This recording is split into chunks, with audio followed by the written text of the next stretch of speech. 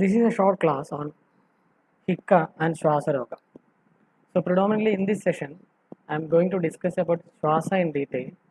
But since most of the textbooks, classical textbooks, deal with both these disorders in a single chapter, we will start with a brief introduction to both of the disease, and then we'll go into the Shwasa Roga. Vagbata says that Sarvebi Roga Nashaya Natu Evam Shigrakarina Hidma Shwaso Yadha Tautu Mrityu Kale Kradaleyo.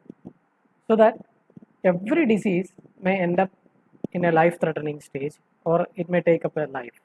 But it's not that important as Hikka and Shwasa. That means even though most of the disease can end up in death, these two are the important manifestations that happens immediately preceding the death. Hidma Shwaso Yada Tauhi Mrityu Kale Kradaleyo. So whenever we see that the patient has severe Hikka or Shwasa, then we have to think that the patient is going to die.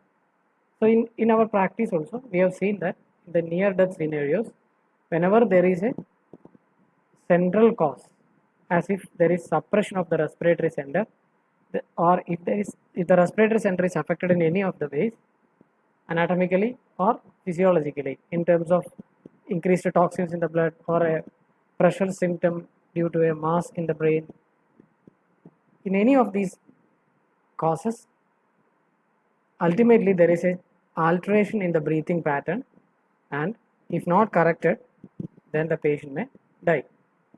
The same is in the case of hiccup as well.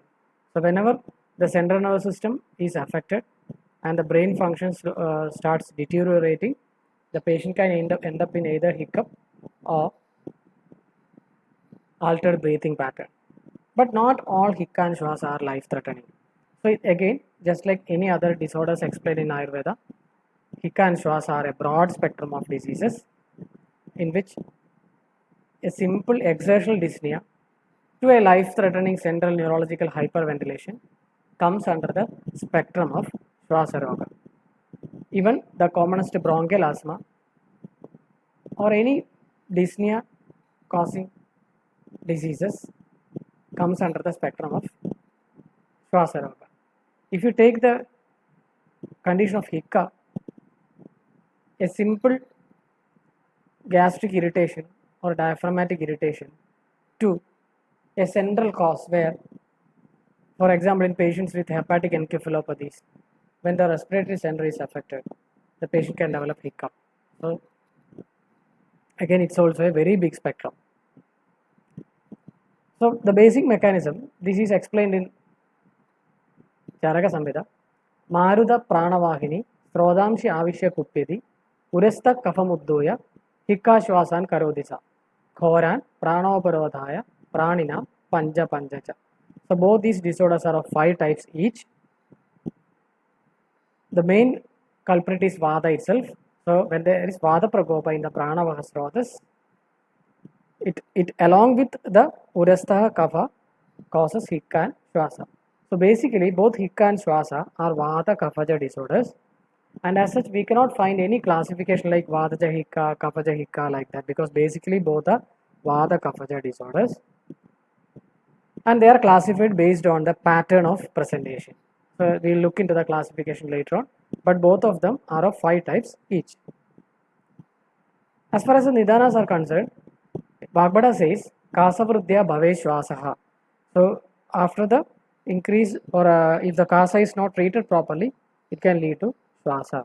Or Purvairva Dosha Kopanehi, or without the Kasa also they can manifest de facto because of the Dosha Kopana.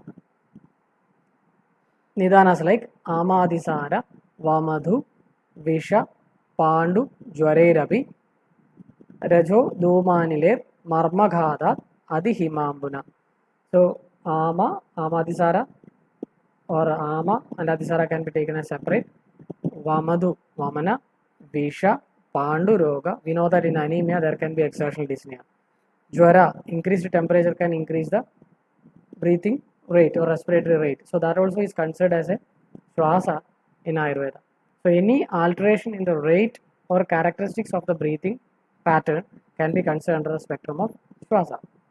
And also, as we have seen in Kasa Nidana, Rajo, Dhuma, Anilir, then Marma Khadat, trauma to the Marmas, especially Hridaya and Shiro Marma can lead to Shwasa Roga. If you look at the Marma Bhigada Lakshanas, if you look at the Shiras and Hridaya Marmas, Shwasa is told as an important manifestation.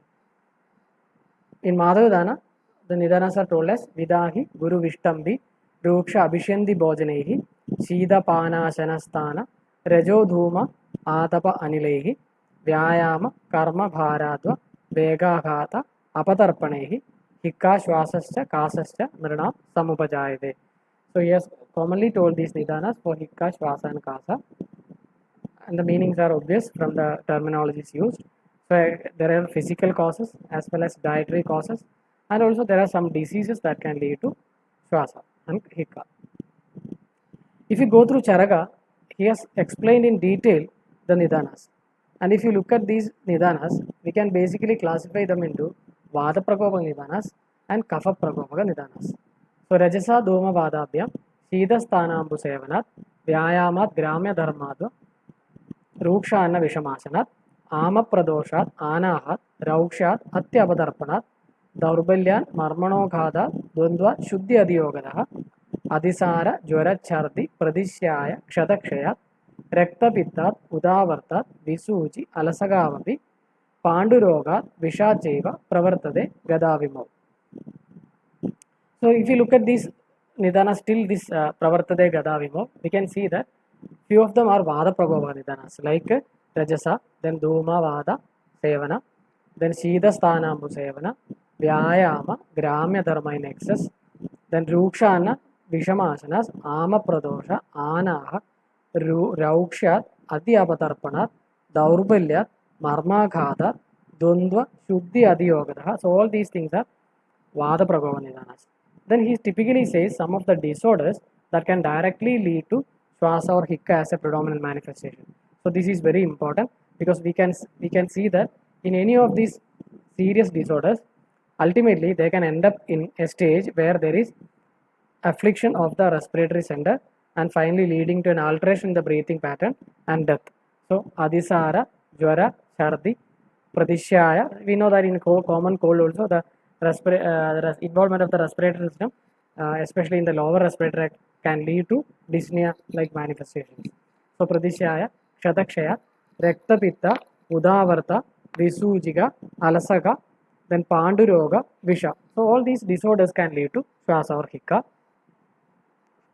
Next 5 to 6 lines if we go through, we can see that they are predominantly Kapha Prakopa Nidanas. Nishpava, Masha Pinyaga, Tila Taila Nishevana, Pishta Shaluga Vishtambi, Vidahi Guru Bhojana, Jalaja Anupa Pishida, Dedi Ama Kshira Sevana, Abhishyandini Upajarasya, Sleshmalanamcha Sevana. So other Sleshmalaharas. Next, what happens? Kandorasa Pradigada. So if there is any obstruction in the Kanta or Ura Pradesha, Vibandesha Pradakvide, and obstruction due to other different causes can lead to Hikka and Shwasa. So this is a very beautifully explained Nidana in Charaka Samhita, and it is very extensive as well. And if you go in detail, we can get lot of information regarding how this Shwasa and Hikka manifest in a patient. So first let us look into the Shwasa. Right from the common Samprapti and common Nidanas, these two are told commonly for Hikka and Shwasa, and now we enter into the disease Shwasa as such. So before going to study the Shwasa in detail, let us look at some of the breathing patterns, abnormal breathing patterns that can be found in the patient. Why we are seeing this initially is because if we understand these patterns, then it will be very easy for us to understand what Acharya has explained in the text regarding different Shwasa types. So let us look into these breathing patterns. So whenever we look into the breathing patterns, see, we can see that hyperventilation, hypoventilation, Cheyne-Stokes respiration, Kussmaul's respiration, Biot's breathing, central neurological hyperventilation, anoustic breathing, ataxic or cluster breathing. So these are few of the important breathing patterns. There are also other breathing patterns explained in the textbooks, but these are most of the common and important breathing patterns that is explained in the modern textbooks. So Cheyne-Stokes breathing. So what happens is there is alternate periods of hypopnea and apnea. So So the patient will have rapid breathing for a short duration, followed by no breathing, and again rapid breathing. So rhythmic pupillary dilatation also can occur during hypopnea stages, and constriction can happen during the apnea stages. Unusual causes are bilateral cerebral hemisphere dysfunction, as in hypertensive or metabolic diseases, transtentorial herniation of the brain, as in a space occupying lesion, left ventricular failure, narcotic poisoning including opium, uremia, and deep sleep. So these are some of the conditions where we can get this Cheyne-Stokes pattern of breathing, where the patient has alternate periods of hypopnea followed by apnea. Next is Kussmaul's respiration. So here what happens is there is deep and rapid respiration, as if the patient has air hunger.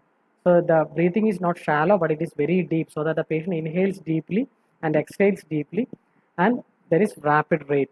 So usually it's seen in case of diabetic ketoacidosis, alcoholic or starvation ketoacidosis, and in uremia. Next is CNH, or central neurological hyperventilation, where there is sustained, rapid, and deep hypopnea, usually seen in case of lesions of ascending reticular activating system, transtentorial herniation, and midbrain compression due to any cause. Central neurological hyperventilation. So these are some of the common central nervous system herniations. One is the subfalcine, so usually there will be headache. Transtentorial, so there will be third nerve paralysis and contralateral hemiparesis. Next is the tonsillar herniation. So you can see this is a subfalcine herniation, this is a transtentorial herniation, and this is a tonsillar herniation. And the clinical manifestations are different in all these things. So whatever we have discussed now is the transtentorial herniation. You can see that it can compress onto the brainstem area and midbrain and brainstem area, so leading to abnormal breathing patterns. Next is anoustic breathing, where there is a pause at the height of inspiration or full inspiration, and the inspiratory phase is prolonged. So usually this is seen in case of lesions of the lower pons, again transtentorial herniation and metabolic coma. So this is anoustic breathing. Next is Biot's respiration. It's also known as chaotic breathing, because there is a total irregularity in the respiratory rhythm. So it's a irregular respiration. So usually it is seen in case of meningitis and raised intracranial pressure. So this is Biot's breathing. Next is ataxic or cluster breathing. Again, it is an irregular pattern of breathing, but the difference between a Biot's and ataxic breathing is that usually this irregularity occurs in clusters, so that there will be some amount or some period of normal breathing in between, and this irregular pattern occurs in clusters. That is the difference between Biot's and ataxic breathing. So this usually happens in case of compression of the medulla, but there are some textbooks or clinicians who say that ataxic and cluster breathing are different. Next is dyspnea. So the difference between dyspnea and all these breathing patterns is, dyspnea is a subjective experience of breathing discomfort, whereas the abnormal breathing patterns we can see externally as a sign, but usually dyspnea is a subjective manifestation. And of course, if it is associated with hypopnea and wheezing, obviously we can identify from outside itself, but usually dyspnea is a subjective experience of breathing discomfort. And dyspnea can be graded. There are several types of grading available. This is one of the commonest one that is in use. It is graded from 0 to 4. This we might have learned in the examination of respiratory system. So 0, there is no dyspnea except with strenuous exercise. 1 is dyspnea when walking up an incline. 2 is walk slower than most on the level, or stops after 15 minutes of walking on the level. 3 is stops after a few minutes of walking on the level. And 4, even with minimal activity, there is dyspnea. So the causes of dyspnea include disorders of the respiratory system, cardiovascular system, hematological causes, musculoskeletal diseases, neurogenic diseases, endocrine diseases, as well as psychological. Respiratory causes include asthma, COPD, pneumothorax, pulmonary edema, pneumonia, interstitial lung disease. Again, it's a very big list. I have only listed out few of the important causative factors. Cardiac include acute myocardial infarction and congestive cardiac failure. Most of the congestive cardiac failure patients presents with dyspnea as one of the predominant manifestations. Hematological causes, especially in case of anemia, because the oxygen carrying capacity of the blood is reduced, so there is excessive blood supply to the lungs, and it needs more cycles of respiration for filling up this blood with enough oxygen. So in anemia there will be dyspnea. Neurologic, spinal cord injuries, phrenic nerve injuries, Guillain-Barré syndrome, amyotrophic lateral sclerosis, multiple sclerosis, muscular dystrophy. All these disorders, some way or other, affects the muscles that are active in the respiration. So when these muscles are affected, the patient can develop dyspnea. Next is endocrine, usually hypothyroidism and Cushing syndrome. Psychological causes include anxiety states and panic attacks. So usually when a patient comes to us with a dyspnea, there are several investigations that can be done.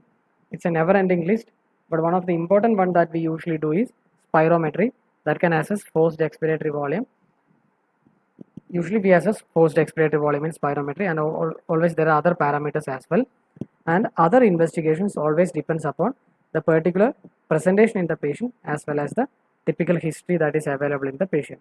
For example, if you suspect an infection, you can go for a blood routine to identify whether there are acute phase reactants, raised acute phase reactants like ESR or CRP. If you suspect TB, you can work in that way. If you suspect a autoimmune disease, you can work in that way. So again, it depends upon what is the history in the patient and what all factors that induces a particular suspicion in the physician that helps us in identifying what sort of investigation is used. For example, chest X-ray is a routinely practiced one. So in the similar way, we can decide depending upon the presentation in the patient. So after looking at the different anomalies that can present with altered breathing patterns as well as dyspnea, now we go into learn what Acharyas have told about Shwasaroga. So the mechanism of manifestation of Shwasa is explained in Charaka as Yada Srodamsi Samruddhya Maruda Kapha Purvakaha Vishwak Prajati Samruddha Tada Shwasan Karodisa. So when the kapha obstructs Maruda in the Pranava Srotas, this Vada starts going in different directions and leads to manifestation of Shwasa.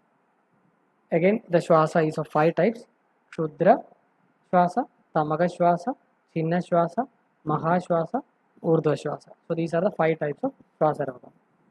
Again, we have to keep in mind that here there is no doshi classification like Vadaja Shwasa, Pittaja Shwasa, but Shwasa is basically a Vada Kaphaja disease, and Charaka says that Kapha Vadatmaka Vesho Pittasthana Samudbhavo. So obviously all 3 doshas are involved, but the predominant one is Kapha and Vada, and Charaka says that it is Pittasthana Samudbhava. So the origin is Pittasthana, but the basic doshas are Kapha and Vada. And 5 types are Shudra, Tamaga, Chinna, Maha and Urdhva Shwasa.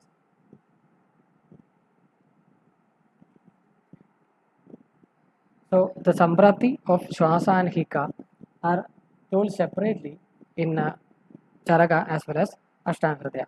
So till now, whatever they have told the Samprapti is the common Samprapti. Now we are going into detail about the Shwasa Samprapti. So Kaphoparuddhagamanaha Pavano Vishwagastiraha Prana Udaga Annavahini Srodamsi Dushtaha Dushen Urasta Kurde Shwasa Amashaya Samudbhava. So this reference is from Ashtanga Hridaya. Again he says about it is Amashaya Samudbhava, Kapha causing obstruction to the Vada, and involvement of Prana, Udaga and Annavaha Srotas leads to manifestation of Shwasa. Pururupa includes Anaha, Parsha Shulamcha, Pedanam Hridayasya, Pranasya Vilomatvam, Shwasana, Purvalakshanam. So there is Anaha, there is Parsha Shula, there is Hridaya Peda and Vilomada of Pranavayu. So this reference is from Charaka. In Bhagavata, he says about Hrit Parsha Shula, Prana Vilomada, Anaha, Shankhabedasya. So these are the Pururupas of Shwasa Roga. Next we go into in detail about each Shwasas. First is the Kshudra Shwasa. That name itself implies it is Kshudra. That means it's not a serious disease. So it occurs due to two reasons, Ayasa and Adibhojana. So exercise and as well as excessive food intake. So excessive food intake, we know that it puts pressure on the diaphragm so that it may lead to a temporary discomfort in breathing. Ayasa, obviously we know exercise can induce hypopnea, or it's also known as tachypnea. So this cannot be considered as a disease as such. It's a temporary discomfort. So that is why Acharya has told that it is Swayam Samshamanam, so that it reduces on its own, or it relieves on its own. Next is the Tamaka Shwasa. This is the most commonly available clinical variant, especially in Ayurvedic practice. So usually when we see Tamaka Shwasa, the first disease that comes to our mind is bronchial asthma, but we have to keep in mind that the patients who presents with cardiac disorders like congestive cardiac failure also can present with a similar mode of clinical manifestations. So a cardiac asthma also we have to interpret in the lines of Tamaka Shwasa, but predominantly when the term Tamaka Shwasa comes to our mind, we think about bronchial asthma. So the explanation is Pradilomam Siragachan Udirya Pavana Kapam Parigrihya Shirogrivam Uraparshveja Pidayan. So whenever there is obstruction of the Vada by Kapha, it goes in the Pradiloma Gadi and it goes into the Shiro, Griva, Ura Pradesha and Parsha Pradesha, causing Pida in these areas and produces Kasam, Gurguragam. So there is a sound, a wheezing sound during breathing. Moham, there is altered consciousness or there is delirium. Aruji, Peenasa, Trishna. Karodi Tivra Vegam cha Swasam Pranopatapinam. So the Swasa Vega or attack or episodes has Tivra Vega and it causes Pranopatapa, as if the patient feels air hunger. Pradame Tasya Vegena Nishtutyandekshanam Sugi. So whenever there is the Swasa Vega, the patient can develop cough, and after the expectoration, the patient gets a temporary relief, and again the same thing repeats on. Krichra Shayanaha Shusidi Nishannaha Swastham Ruchadi. So when the patient goes into a lying down position, the patient finds it difficult to breathe, and when he sits up, he feels slight comfort. Uttiridaksho Lelatena Svidyada Brishamartiman. So usually due to the air hunger, the eyes are wide open, raised eyebrows, then there is Sweda in the Lalata Pradesha, and there is pain. Vishushka Asya, the mouth becomes dry. Then Muhushwasi, Kamshati Ushnamsa Vebadu, the patient will have desire for hot atmosphere. Then there will be Vebadu or tremor. Then Muhushwasi, Vishushkasyo, Muhushwasi. So that episodes. Then he says about the aggravating factors.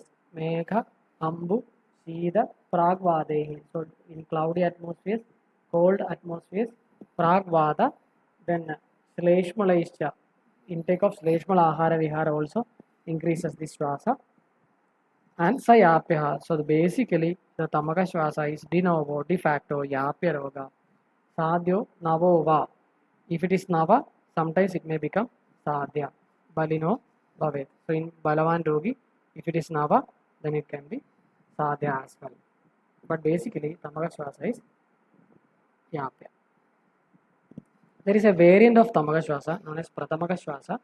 So whenever the Shwasa is associated with Jwara and Murcha, and if there is Shida Prashamana, that means Prashamana due to cold exposure, then it is Pratamaka Shwasa. So here we have to think that basically it's a Vata Kapha disease, but whenever there is Pitta association, the patient goes into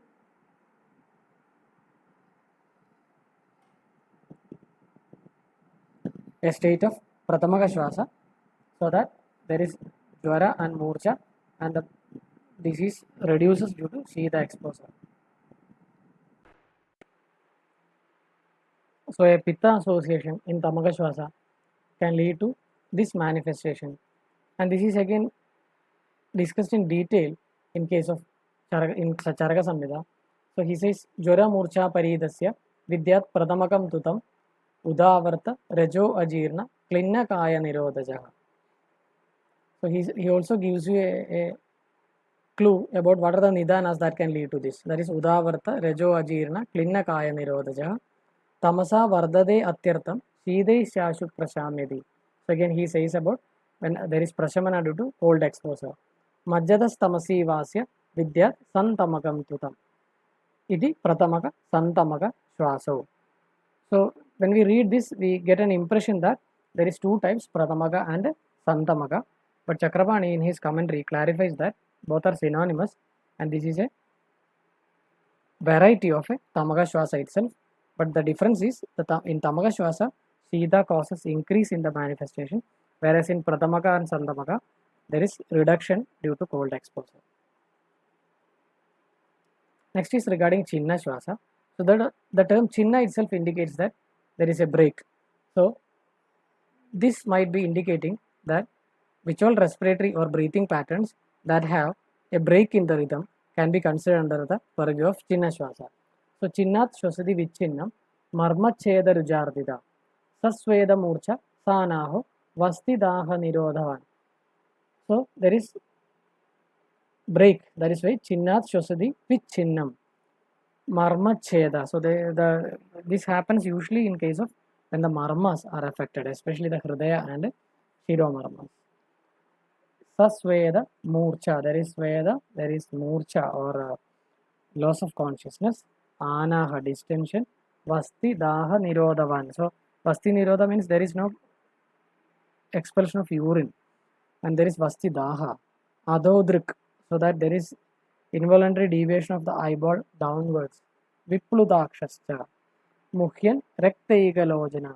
So one lojana, one eye is red in color. Even though we are not clear about what causes it, only the redness of one eye, we can think that these are some of the pathologies that have implication on the midbrain area,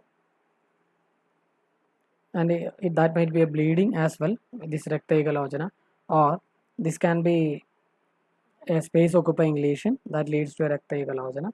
But throughout all Samhitas, this rectaiga logena feature has been highlighted. Shushkasya Pralaban Dino Nashtachayo Vijedana. So obviously this Chinna Shwasa, Mahashwasa and Urdha Shwasa, these three Shwasas are asadhya basically. So only clinically manageable Shwasa is Tamaka Shwasa. Shudra Shwasa doesn't need any treatment, but Chinna, Maha and Urdha Shwasas are terminal stages. But Acharyas have also told that if the manifestations of these three Shwasas are not fully available in the patient, sometimes the patient may survive as well.